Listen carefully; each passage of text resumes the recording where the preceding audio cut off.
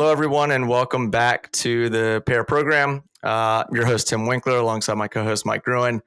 Mike, did you know that today, I think I've told you this before, my wife's really into the national holiday days or the calendar days of each day. So the first Wednesday of November is National Stress Awareness Day. You never really experienced stress. Never. Right? No, not at all. Me neither. So in honor of Stress Awareness Day, what's one thing that kind of continues to kind of stress you out, and how do you cope with it? Oh, you're asking me how to. So I can do the coping one much easier, which is I do meditate. And I find even just 5 minutes or 10 minutes is enough to sort of bring me back to from ridiculous mode. What's one thing that continues to stress me out? That's a good one. There's so many to spitball. I mean, right now it's definitely stage of life type stuff because my oldest is 18. He's in high school. We're talking about college. So when we start thinking about his future and what jobs are going to be available and what the world is going to look like in the economy, and then my brain, I get on that hamster wheel and just start going into some sort of downward spiral of this is a terrible place. Why did I bring a kid into a world like this? But anyway, what a feel-good intro. You asked, man. You asked. Anyway, so so that kind of stresses me out, and then I think about it. And I think about all the things I meditate, and then think about all the things I'm grateful for and stuff like that. So but that type of stuff definitely stresses me out. What about you? Yeah, I'd say just the running of a small business is super stressful, especially when we've had these up and down kind of years over the last, since the pandemic. It's been a super stressful stretch of 4 years, paired with managing a little toddler, has been, its own kind of, comes with its own challenges. But, I think that's a little bit of a vague answer. I'm going to go with it anyways. But the way that I combat that is just, I have to get in. I say the healthier outlet here was going to say have to go to the gym, have to go exercise. Yeah. And if I don't, it certainly weighs on me. I can feel it compound. So anyways, exercise and I'm running a small business. So there you go. Anyways, I usually start things for our guests. I usually start things a little bit more lighthearted and funny and drop some jokes. I know there's a lot of stress in the world these days, so I just figured bring some awareness to it and, recommend coping mechanisms. So glad to hear Mike. Mike isn't just going to the bottle as well. So thank you, Mike. All right, let's fill the listeners in on what today's episode is all about today. We're going to be diving into a topic that's reshaping the landscape of tech, and that would be the evolution of tech talent in the age of generative AI. Joining us, we've got a couple of fantastic guests that have great insights into the intersection of tech talent and AI. We have Diana. I just already blew it. Gehlhaus. That's okay. Gehlhaus. Oh, you didn't. I got it. Awesome. All right. Diana Gehlhaus. Diana serves as the Director of Economy at this Special Competitive Studies Project. She has nearly 20 years in tech and talent policy, instrumental in positioning the U.S. as a leader in AI-driven economies. Her work on AI workforce strategies for the DoD and research on talent pipelines will no doubt make for some very insightful additions for today's discussion. So thank you for joining us, Diana. And alongside Diana, we have Angela Cough. Angela serves as the special advisor at the DoD's Chief Digital and Artificial Intelligence Office. She oversees digital talent management, has experience deploying AI capabilities and enhancing data literacy across the DoD. Angela offers us real-world insights on adapting workforces for an AI-driven future, which I'm excited to expand on in our chat today. So Diana and Angela, thank you both for joining us today. Thank you. We're excited to be here. Awesome. All right. Now, before we dive in, we do like to kick things off with a fun segment called Pair Me Up. Here's what we'll all go around the room and spitball a complimentary pairing of our choice. Mike, you lead us off. What do you got for us? I'm going with a poker face and video calls. So the last couple of weeks has been a lot of conference calls and leadership calls. It's the end of the year, so it's budgeting and lots of things. And some of my counterparts like to Slack and message me funny things. And do the same. So being able to maintain a poker face while also having fun on the video because it is a serious topic, but at the same time, still having fun and trying to do it. So maintaining that sort of poker face while on the video call, that would be my pairing. Can we see your poker face? No, because now I'm smiling and I can't. I thought you could just turn it on. You can't just turn it on. I mean, I can. Okay, there we go. Okay. There we go. How serious? You're not listening. You have to be. Oh. Yeah, no. Yeah.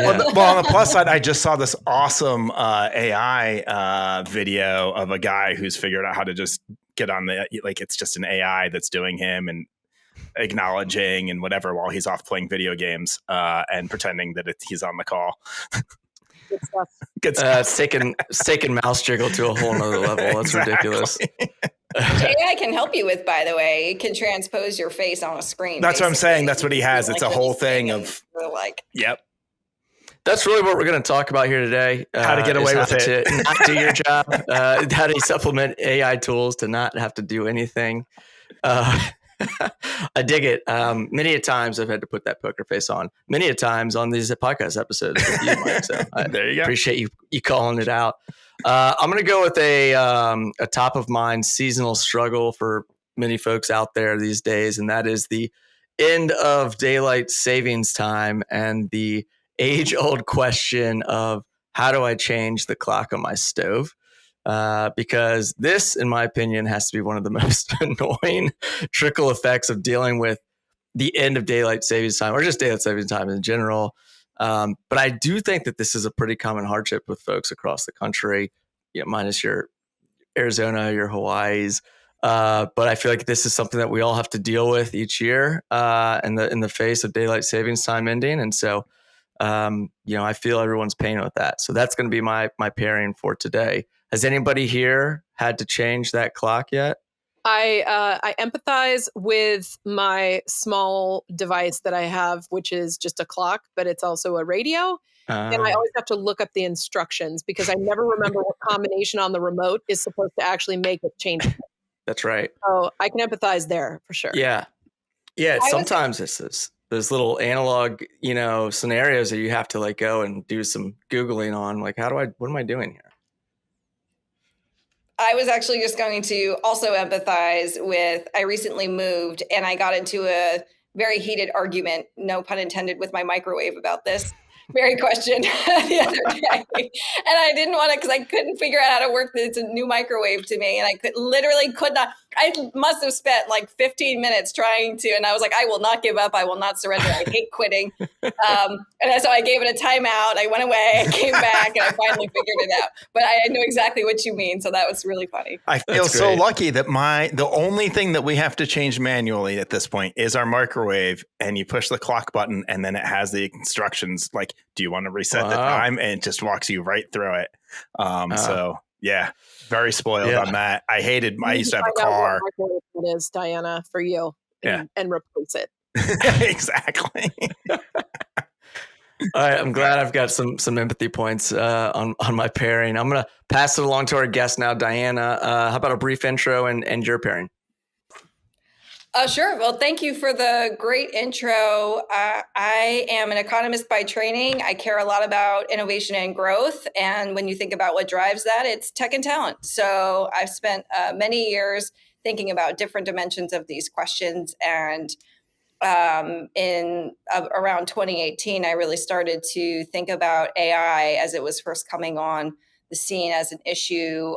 Conversations were moving from cyber to AI in the workforce policy space. And so just really been following along on how transformative it's been in such a short time. So that's a little bit about me. I come by way of several think tanks, government, and what's next? I guess we'll get into that later. We're all on a journey. My pairing, I went with something kind of silly, and I think Angela will appreciate this. I'm going to go with yogurt and granola because I love it. So. Oh, that sounds so good. That's strong. It's one of the only things I've ever seen her eat aside from cookies. So it's a big part of her daily routine. There you go. Do you go with any fresh fruit, or is it just the granola and the yogurt? Because I love the granola, blueberries, yogurt. The blueberries. That is the go-to for her that I have observed myself. So I appreciate that pairing. I'm pretty sure I've even used that pairing because it is so good. I support your pairing. Thank you. I got to follow up on Angela's point, though. You said, in addition, that's the only thing you eat aside from cookies. What kind of cookies? It's definitely not true, but I love cookies. But I do love fruit and granola and yogurt, and I also do love cookies. Chocolate chip cookies. Chocolate chip, classic. Yeah, that's right. That's the right answer right there. Yeah, yogurt and granola. With a toddler in our family, we are constantly doing yogurt and granola for breakfast. It's a goat combo. Great pairing. Angela, quick intro and your pairing. Yeah. So as you well introduced earlier, and I'm so proud of you for getting all of the Chief Digital and Artificial Intelligence Office and all of the words that go into that title, because it can get quite lengthy. Currently I'm overseeing the digital talent management activities, trying to enhance and expand the Department of Defense access to data and AI talent. So it's a very interesting challenge. And my former colleague that I so desperately miss, Diana, I'm so excited that she's here to join me. It's been an interesting journey, and there's lots of stuff to come next for the department and lots of work to do. So I'm very excited to be here to help kind of promote how we can get after it. My favorite pairing, I think, for right now, considering we were just talking about the wood walls behind me, is my delicious cup of coffee as an entrepreneur as well, from my own coffee shop that I like to pair with my Pacific Northwest vibe, wood walls and appropriately vest. I have, to keep myself nice and cozy, because it was 39 degrees this morning. Oh. And the daylight savings is giving me one more hour of delicious sunlight able to help myself throughout the day. Nice. So I need to clarify, is it your coffee shop? You have a coffee shop out there? Yes. Want to give it a plug? What's it called? It is Hotwire Coffee House. It was established before Hotwire, the online travel place. So it's a local coffee shop, a small little place that's in a historical building, actually only a few blocks from my house, but it's been serving this community for over 20 years. Awesome. So it really is sort of like a weird little community hub that we stay connected with the neighborhood that I'm in. So it's been very interesting. We've owned it from the original founder since 2016. Wow. Nice. Wow, that's really cool. I love that. I love coffee, and your scene right now, for those that are watching this on the YouTube, it's really taking me into that Northwest cabin vibe. So I applaud you for bringing all of those pieces together. Awesome. We're excited to have both you all on. I know that, Angela, when we first had our discovery call, we really had a chance to. You were the one that really kind of took me down this journey of, I think this is what we really should be talking about here on a larger scale. And I think it's an appropriate conversation to have. It's one that is impacting, for the most part, everyone in some fashion. And it's certainly highlighted in a lot of the tech roles that we talk to folks about on a daily basis. And so I'm excited to peel it back a little bit and expose, shed a little bit of light on, from a couple of experts here on where we think things are going. So I'm going to go ahead and transition us into the heart of the discussion now. And again, a quick recap, we're going to be talking about tech talent in the age of AI. And so again, many of our listeners have probably experienced in some way, shape, or form, AI has had some level of impact on their role. And as it continues to redefine roles and skills, we're going to start to see industries rethinking not just who they hire, but how they hire as well. And so in this episode, we'll explore how AI is broadening what it means to be, kind of tech talent beyond traditional STEM roles, and discuss the critical shifts that are going to be needed in education to prepare the workforce for this AI-driven future. So I want to start by talking about how AI is reshaping what it means to be tech talent. Diana, from your perspective, how do you see tech roles evolving as AI continues to play a bigger role in the industry at large? I love this question. So I actually think we're already seeing early signs of these roles evolving and what it means to be a tech worker. And you're seeing it in a couple of different ways. And I think you'll continue to see as this technology deploys at scale, given the rapid advancements that are already happening, like even if you stopped and froze all of it, the advancement that's happened over the last 2 or 3 years today, you'll still see the effect on the economy and on the workforce over the coming few years. So I think you're already starting to see some signs, and that is the following, right? I see it as you've got different tiers of talent. You've got this exquisite PhD talent. That's still very high in demand. That's not going away anytime soon, right? You've got your PhD computer science researchers, your PhD machine learning engineers, your PhD scientists of many different flavors. And that is still a core group of innovators that are doing critical R&D, right? So we absolutely still need to cultivate that talent.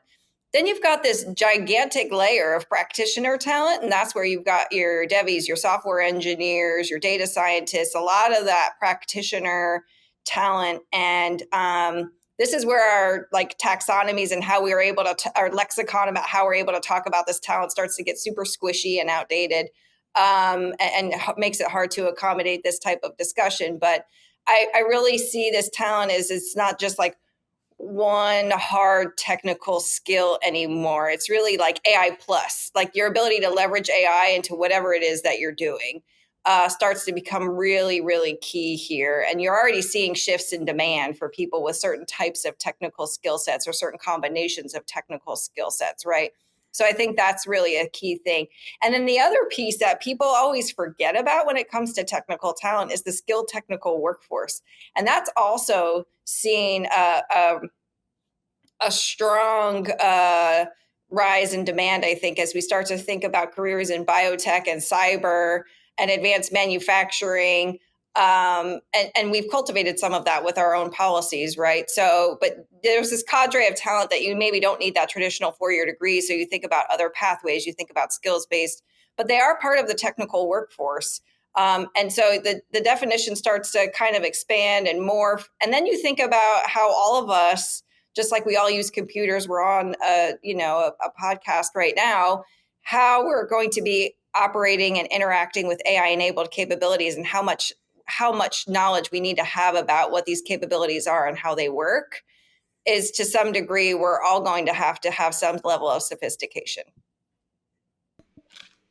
Yeah, I love how you just broke that down into a couple of different tiers, because I think that's super helpful when folks are trying to figure out, where do I kind of fit in this kind of transition space. No doubt, still, I agree wholeheartedly with a lot of the PhD folks. It's that next level that you described that I think is where we get a lot of head scratching coming into play. Of front end development is a good example, or design, right? We see a lot of these types of individuals have a little bit of, I don't want to say fear, but a little bit of uncertainty, right? Of where is my skill set going to be in demand in 5-10 years from now if these tools are starting have the ability to do X, Y, Z. And so the way that you describe that, I think is important to note. The AI plus. We ran an episode about this previously about, generalist versus specialist. And I think this is where you're starting to see some of these specialists and verticals really becoming so key. If it's healthcare, if it's finance, what have you, if it's in defense. But combining these skill sets and into one overarching kind of skill set is something that I think you were kind of alluding to, which I think is really intriguing. Angela, I want to pass it to you, because you're obviously doing a lot of work within Department of Defense, and you're transforming on the ground, firsthand some of this. What are you seeing on this topic? I think some of it, I like the idea of referring to it as AI plus, because in part, the analogy that I like to use is this is sort of the next advent of when we introduced the PC, right? It's another tool in folks' toolkit, and it will become something that we have to adapt to use and will become part of our daily lives. I think I refer to them as soft skills, but really there's this idea of increasing people's awareness from a product perspective of what they're trying to do. So, Diana mentioned you've got these hyper specialists that can sort of do this R&D development, sort of see how the frontier is going to expand with respect to AI. Then we have the people who have to be able to implement, use, and support, maintain, and test that AI. And then we have folks that are going to be hyper focused on certain technical pathways. And we're seeing this trend happen across education too, where we've got concentrated areas for machine learning, concentrated areas for other thoughts and practices. But there's also this piece about, AI and the ability to be able to develop models that truly reflect human behavior is going to require human behavioral sciences, people who understand how people think, how people work, how people do things day to day, and then be able to expand upon that into what would traditionally not necessarily be a technical role, but it's like product development. Do you understand the scope of the problem that you're trying to solve for? And then how do you translate that to an effective outcome? I was asked at a previous sort of conference that I attended what skills these college folks should be looking to have. And I was like, figure out how to deconstruct problems that you're given, and then how you can actually put that into consumable sort of executable tasks, but then also be able to identify what parts of that could potentially benefit from some level of process automation and how to differentiate that from AI enablement. Because there is a conflation, I think, that's occurred across the landscape right now, which is sprinkle a little AI on it and it'll solve your problem. But there are a lot of moving parts that have to go into actually making that accomplishable. And so it's important for us to have folks who can actually think and deconstruct what they're trying to accomplish, and then understand how to adapt that to some of the tools that are available right now, because it's just part of our toolkit is what we're going to expand into. And then be able to adapt that to their day-to-day work environment, kind of regardless of what they actually do or have their skill set in. And I agree with Diana and what we've been talking about a lot in side conversations, across this landscape, which is the traditional 4-year degree in computer science may become less relevant. It doesn't mean that it is not relevant, but there are certain barriers, I think, to access and contribution in this space that will be sort of like equitably leveled for some folks that would otherwise be able to contribute their thought and diversity of thought to a space of technical application. So I as an individual can actually share my thoughts about how to design a model. I may not know how to technically do it, but I can at least be part of the process of getting it done.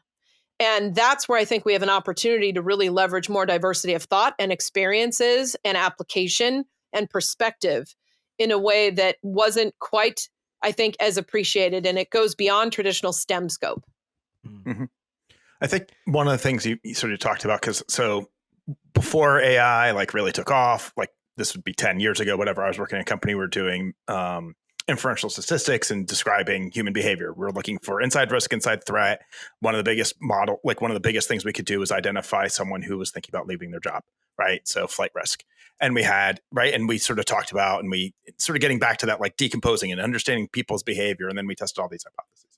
What was interesting at that time was we built these models, and then they were fairly effective. We ran it on data sets we could show, but every time we talked to anybody, they were always like, well, how do you know you didn't just get lucky? How do you know that this is really working? And I think that's one of the things that being able to explain what's going on and not just trusting that the AI, oh, that's the answer, but there is something, and being able and having that experience to be able to recognize, I think, when, maybe it isn't really describing human behavior and there was some bias in the data set, and being able to question it and stuff like that. And I think maybe that's a little bit of what you're talking about. And I love the AI Plus. I mean, there we spent a lot of time. We had data scientists come in. They didn't know how to do software engineering. We spent a lot of time teaching them how to do software engineering so that they could build this stuff themselves. Again, it's that sort of bringing these things together. I like a lot of what both of you were saying about that. It's you have to bring these multiple disciplines together in order to sort of get it to really work and function. I think that's an important part, and I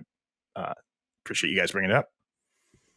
Can I just, I would also emphasize here what you're saying without saying is the importance of technical teams. Yes. Yeah. It's really not just one. We can't ask everybody. It's like saying, you need a partner who's everything to everyone. I mean, that's just not right. You can't have, not everyone can be a unicorn who does everything all right. So it's also about the team and making sure that you're thinking about technical teams and how you're deploying those teams, whether it's within a business unit or more enterprise wide. Absolutely. And I also think the whole notion of the CS degree, which I think is funny at this point, because most of what I learned in computer science when I took computer science was all about like computer architecture and stuff that like I think in the course of my career has come up maybe, thrice, where I've been like, oh, I really am glad I understand how paging and memory works, because by rewriting this loop in this way, I've actually solved the problem because it was a caching issue inside the chip, like some crazy like edge case. But these days, I think that doesn't happen anymore. And I think a lot of what I think most of what people are coming out of now is basically just software engineering, which is really just a vocation. And I can, if you're pretty technical, I don't think you necessarily need a 4-year degree to learn how to write software. Well, I think you're walking around the edge too of another thing that we're seeing, which is there's a lot of people who are very passionate about analyzing information, but they didn't necessarily start out there. So like, for example, not to age myself too much, I ran into somebody who was perhaps in their early 30s that I used to babysit when they were a baby. and I found out from talking to them that they actually got, I think they mentioned a history degree in college because it was something that they were particularly passionate about, et cetera. But they also were just naturally very good at math and then happened across the pathway of data science, went and did a concentrated effort to become very skilled in that space. And now they work full time as a data scientist. And as they put it, they are far more effective at their job because they both have the passion for the work that they're doing, the aptitude to do it well, but they also didn't come from sort of like a limited scope background in just technology to apply it. And I think that's where we can really see some shifts in how we're finding some of the folks who are very effective in this space. They may not have started out there, but the advent of the opportunity ahead of them is what's starting to shift their focus.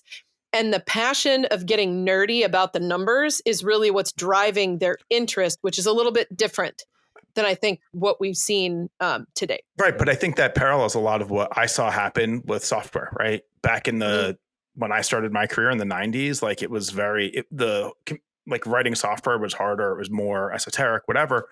And as we've built more and more tools and made it more accessible, we've seen a lot of creatives, like people, like the best front end engineers I've worked with, like they went to art school. They didn't get a CS degree.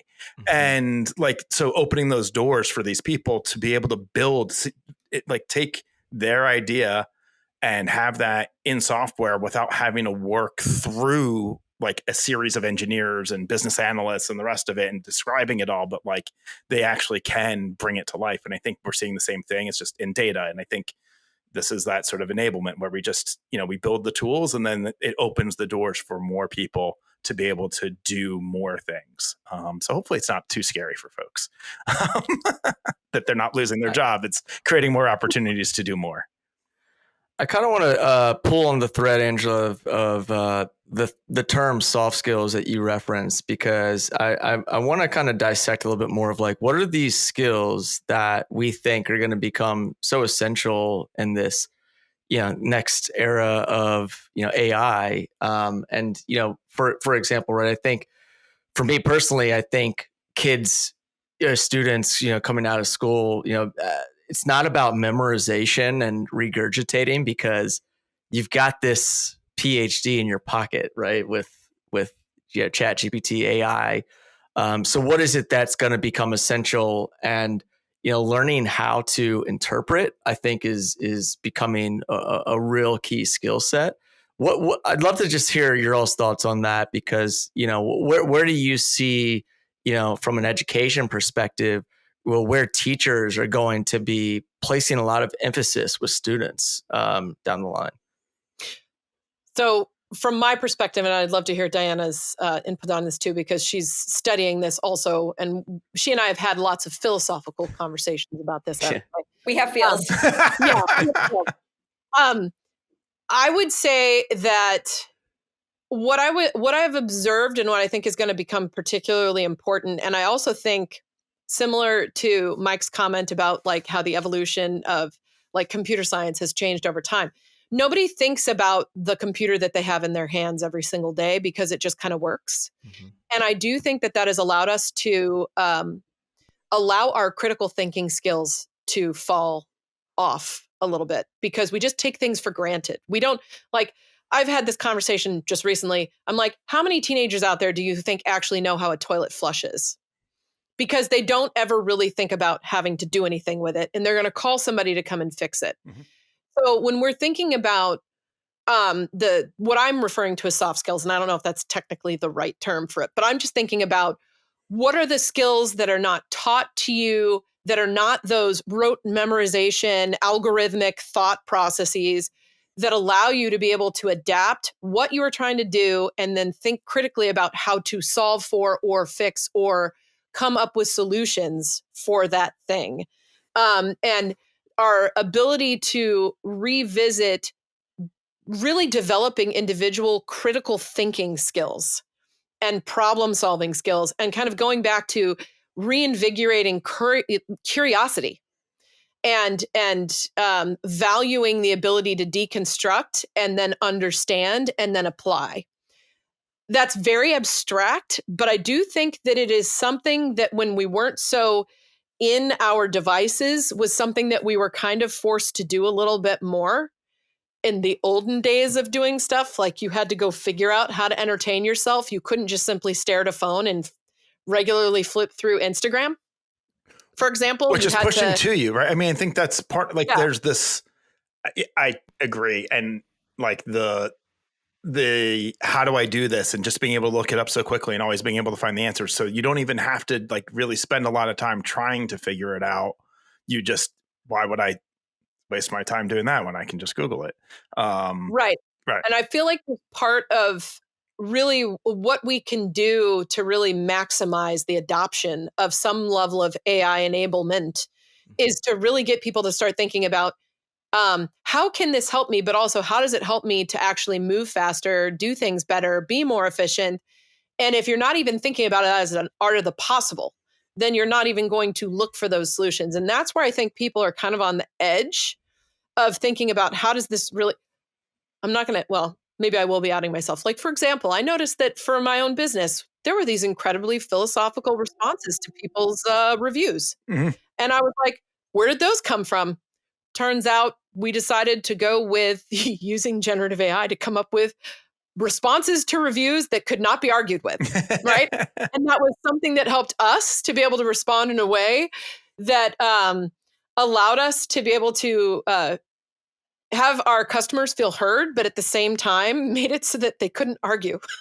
So I was like, wow, that's genius. Because not only does it take the burden off of my husband for having to write the review, because he would get super emotional about sometimes like if somebody didn't like their coffee or whatever. And now he's just putting in a prompt that says, here's the problem that was presented. Please come up with a philosophical way of responding to that problem. And that becomes the review response, which is hilarious, but also incredibly effective because I read them and I'm like, that's an interesting way of thinking about that particular piece of feedback. But again, it's a creative way of solving for what is something that we have to manage every day, but coming up with a way to make it better because the outcome is better, but also adapting something that also helps us to save time and focus our efforts on other activities. Mm. Yeah, Diana, Angela kind of referenced it that you're spending a lot of time in this area specifically. I'd love to hear your thoughts on that subject. Well, this is sort of the age-old question, right? It's not really a new question. Everyone's always asking what should I study in school? What are the future? I started my career doing employment projections. Like this is always for the Bureau of Labor Statistics, super wonky, but this is always something that people care about of like, where's the future job demand and where are the skills gaps going to be? And And, education always lags a few years behind. So now we've caught up with demand for data scientists and software developers, but, so you have to now continue to move. Look, I think there are some things that never go out of style, and Angela touched on some of them. Critical thinking will not go out of style anytime soon. Social and emotional skills, being able to communicate effectively will never go out of style.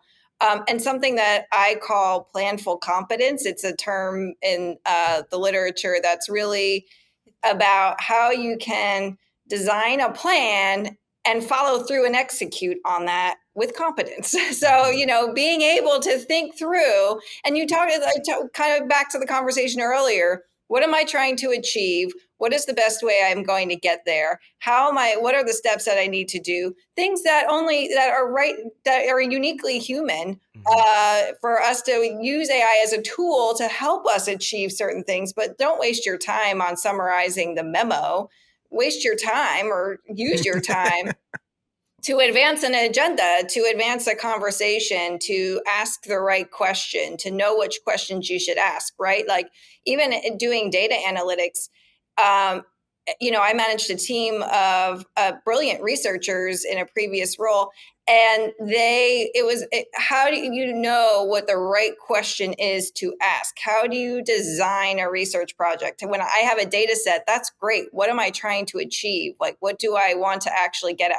How should I construct the analytics and in a way that creates meaningful results and actionable recommendations, right? So you need to be able to, it's a combination of skills, I think, and that's where the soft skills come in, because it's part it's part art and part science, right? Part being able to communicate, part being able to think critically, part being able to work on a team, and part being able to think through what it is that we need and then how to get there, and then following through and achieving it. And, and those are not easy things, right? A lot of people, it's like you started out, life is stressful. We're stressed out. And so it's pretty easy to just say, screw it. I'm going to, just keep my time on the microwave an hour ahead because I can't deal with this. In a few months, it'll be right again. So, but these are like in the workplace, these skills are really, really invaluable, I think. And the final thing is really being able to adapt, flex, stretch. Like what do we actually need? Like I wear so many hats, and I've worn so many hats. Like Angela will tell you at CDAO, I really wore the hat of an action officer. I was a researcher, but that's not what they needed at that time. So So no, take off that hat and put on the hat that you need to have on and be able to adapt. I think you mentioned something that the being able to like question things, like I think a lot of people just are ready to sort of follow and want to be told what to do. Take it for what it is. Right. And not take that step back and be like, yeah, we could solve that, but or we could do that. But if we actually did this other thing, it solves it in a completely different, more effective, and it does take that like stepping out of the moment and having that sort of bigger picture, critical thinking, viewpoint of like, does this even make sense? Or is there a better way to go about doing this? And how do we do that? And I think that is, I manage a lot of people, and it seems to be a diminishing skill. It's something I interview for.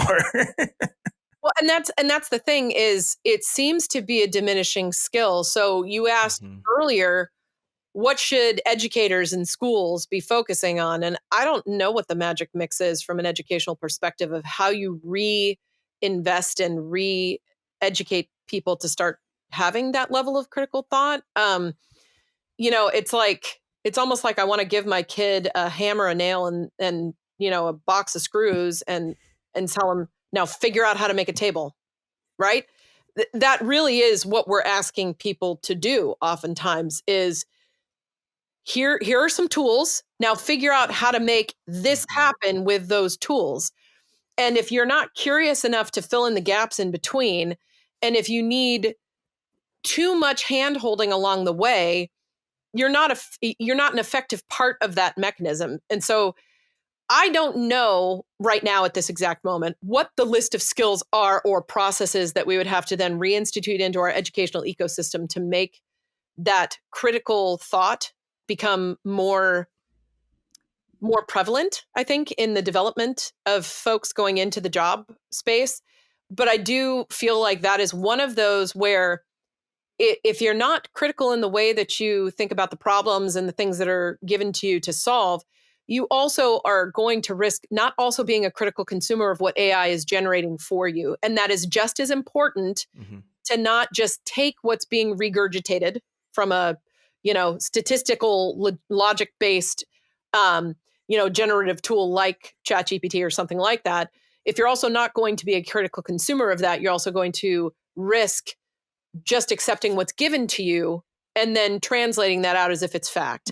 Because there's both the how are you going to use it for your intent and purpose, but also are you not just going to accept it, right? And also validate the tool you are using or that is aiding you in a responsible way, so that you can then implement what it's helping you to do and feel confident about it.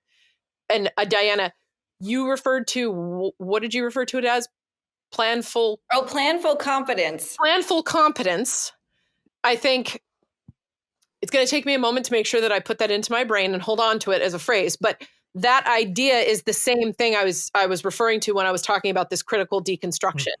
And so that planful competence aspect is just as important for our utilization of the outputs of AI products, and also what we're going to put into it to then generate that output. There's that constant cycle of feedback and then retesting, validation, that I think is very important for us to own as consumers of that technology.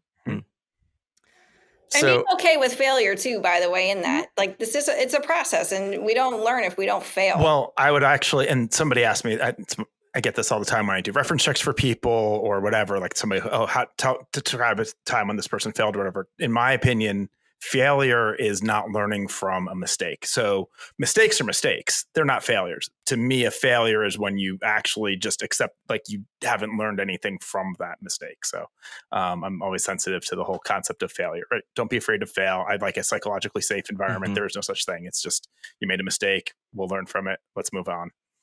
Yeah.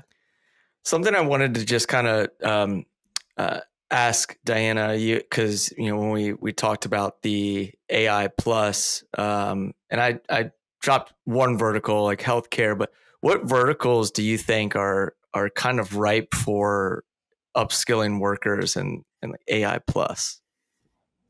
Oh, everything. No, really. I think, right, we've got I guess when you consider, when you're talking about a vertical as an industry sector, it would be like education and healthcare. And those are the two big nuts, by the way, that are notoriously low productivity sectors that have zero incentive to move. And for many reasons, many reasons. Tell us how you really and we could talk about some of the education stuff. But I mean, when you look at what's growing job-wise, it's education and healthcare. Yeah. I think right now that's really what's driving job growth, and that's worth noting. So I think that you've got a lot of different opportunities for AI plus, I call it AI plus X. And it's not my generic term, by the way. Like, that's something that other countries have also latched onto in their education system. So we're actually a little bit behind. Wait, our education system's a little behind? A little behind. You know what? That's not fair. In some places for some students, and we were talking about the classroom. But also the students learn differently, and we don't have a model that's set up for student success, for all student success. Anyway, so I think that you've got the AI plus finance, the AI plus healthcare, the AI, literally, you could do, like, I could do AI plus retail. Like, you could literally go down the entire industry taxonomy and say, like, AI is going to transform some faster than others, some places faster than others, and some places more disruptive than others, like the information sector, the publishing, the media, the news sector, right? Like, that is taking a hit more quickly than in some of these other areas. And you'll see AI come out. I think the scope here is Gen AI, but you've got other AI like autonomous vehicles that are also going to continue to disrupt the transportation sector. So I think that the list doesn't really end in terms of where you're going to be able to apply AI. And as a practitioner, where you'll be particularly valuable if you've got some subject matter expertise, some domain experience, and then also being able to understand how to leverage these tools in that domain. Yeah. All right. Obviously, just scratching the surface of the conversation here. Seems like an episode primed for a follow-up sequel at some point. So we'll have to table it just because we of course have to get the 5-second scramble segment in, or this is not a complete podcast episode. So I'm going to wrap it on that note and transition us into this final segment, 5-second scramble. Quick, rapid Q&A.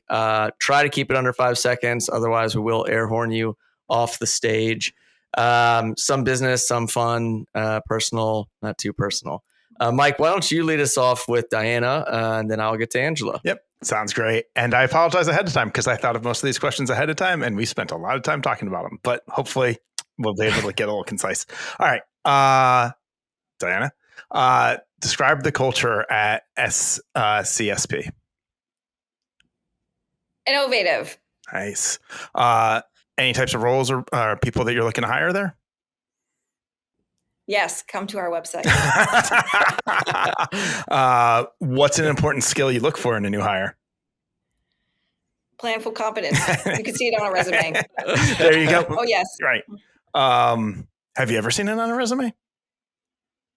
Not that word, but you can see what they follow through on and what they were able to execute. Sorry. What's the best advice you've ever been given?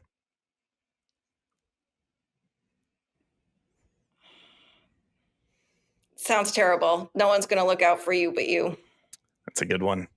I like that. And then touched on it a little bit throughout the pod, but what advice would you give to my high school student?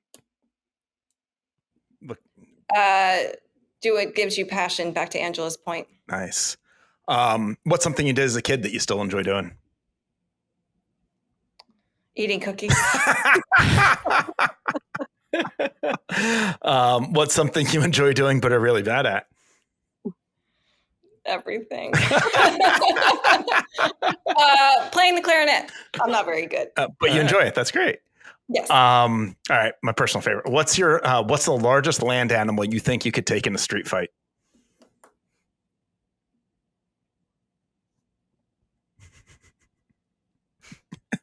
A fuzzy dog.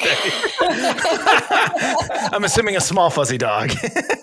Small fuzzy dog. Nice. What's a charity or corporate philanthropy that's near and dear to you? St. Jude's Hospital. Nice. If you could live in any fictional universe, which one would you choose?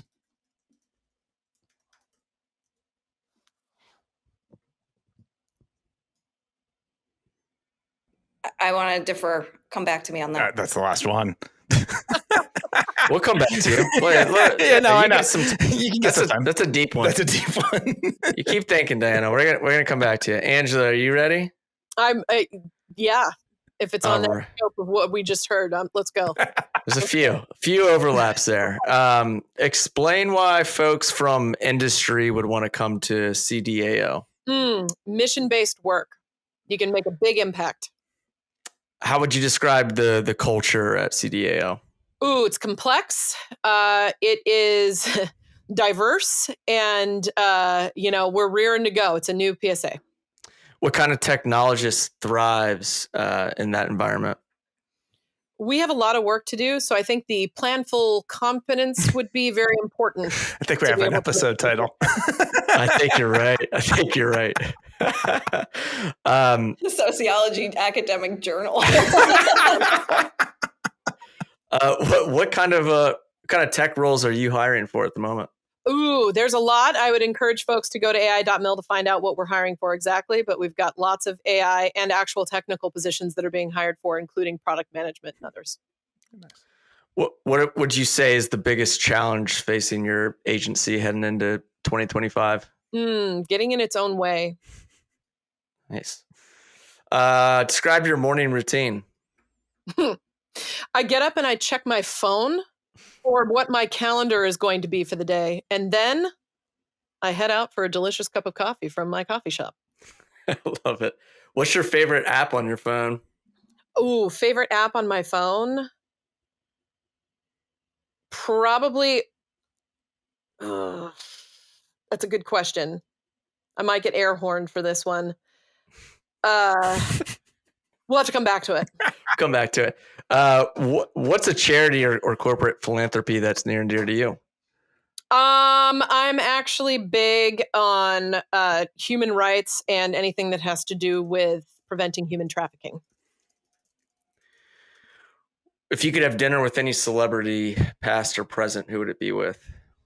Ooh, Maya Angelou. Cool. What was the worst fashion trend that you've ever followed? Oh, probably. Back in the day when we had those great leotards that you had to exercise in, that all the comedians now have created like really great spoofs on. Yeah. Aerobics movement. That stuff is good. Yeah. Those are fun little commercials to look back on, right? Those old 1980s-ish. And it's really not a good look for the majority of human beings. Phase it out. And the last question, what was your dream job as a kid? I actually wanted to be a heart surgeon. Whoa. Deep. Originally.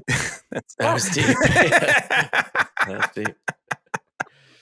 All right. I do want to come back to Diana, the fictional universe, the question. Yeah. Oh, and I wish I got the app question. I'm going to go with the first thing that came into my mind, and it's a movie called Defending Your Life, and it's from the 90s. I remember that movie. That was a really cool place to be. Cool. I'm going to have to Google that. And then, Angela, we had to come back to a question for you too. It was the app question, and you know what it is? It's the New York Times Games app where Wordle and other crossword things are. Mm-hmm. Yeah, there you go. And connections. Mm-hmm. And connections. Yeah, it's a part of my morning routine is connections, and it's my night routine. So, Diana, all right. I know you're itching. What's your app? What's your favorite app on your phone? I have to wait till next time. Oh my gosh, I have so many questions now. All right, that's a wrap. I think you guys both nailed it. Thank you for participating, and thank you for joining us on the podcast. You've been a great guest, sharing your insights on this evolution of tech talent in the age of Gen AI. And thanks for joining us on the pod. Thank you.